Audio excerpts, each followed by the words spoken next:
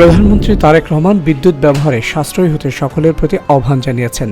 তিনি নিজেও বিদ্যুৎ ব্যবহারকে সাশ্রয়ী করতে সচিবালয়ে নিজের কক্ষে অর্ধেক লাইট ও শীতাতাপ নিয়ন্ত্রণ কমিয়ে দিয়েছেন।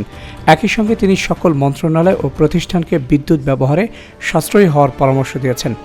বৃহস্পতিবার প্রধানমন্ত্রীর অতিরিক্ত প্রেস সচিব আতিকুর রহমান রুমন বিষয়টি নিশ্চিত করেন। পবিত্র ঈদ উল ফিতর উপলক্ষে ঘরমুখী মানুষের যাত্রা নির্বিঘ্ন করতে পূর্ব ঘোষিত ছুটির পাশাপাশি আগামী 18 মার্চও সাধারণ ছুটি ঘোষণার সিদ্ধান্ত নিয়েছে সরকার। ফলে এবার ঈদকে কেন্দ্র করে টানা 7 দিনের ছুটি পাচ্ছেন সরকারি চাকরিজীবীরা। বৃহস্পতিবার সচিবালয়ে প্রধানমন্ত্রী তারেক রহমানের সভাপতিত্বে অনুষ্ঠিত মন্ত্রিসভার বৈঠকে এ সংক্রান্ত প্রস্তাব উপস্থাপন করা হলে তা অনুমোদন দেওয়া হয়। বৈঠক শেষে প্রাথমিক ও গণশিক্ষা প্রতিমন্ত্রী ববি হাজ্জাজ সাংবাদিকদের বিষয়টি নিশ্চিত করেন। বন্ধ থাকা সরকারি পাটকলগুলো দ্রুত চালু করতে বর্তমান সরকার উদ্যোগ নিয়েছে বলে জানিয়েছেন বস্ত্র ও পাট প্রতিমন্ত্রী মোহাম্মদ শরীফুল আলম।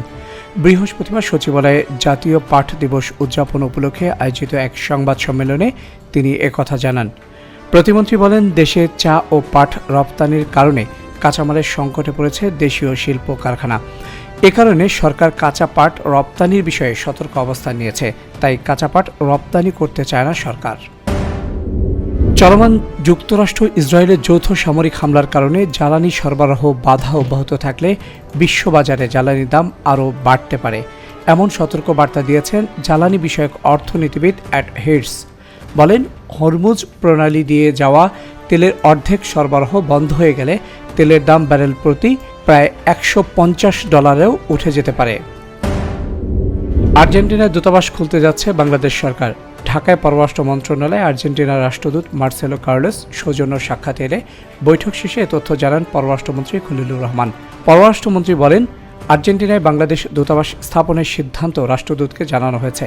তিনি উল্লেখ করেন, আর্জেন্টিনার বাইরে বাংলাদেশই দেশটির জাতীয় ফুটবলের অন্যতম বড় সমর্থক এবং দুই দেশের দ্বিপাক্ষিক সম্পর্ক আরও সম্প্রসারণে সরকার কাজ করবে বলেও জানান তিনি। মন্ত্রী বলেন, আগামী দিনে কৃষি, জ্বালানি ও তৈরি পোশাক খাতে সহযোগিতা বাড়ানোর মাধ্যমে উভয় দেশের জন্য পারস্পরিক লাভজনক সম্পর্ক গড়ে তোলা সম্ভব।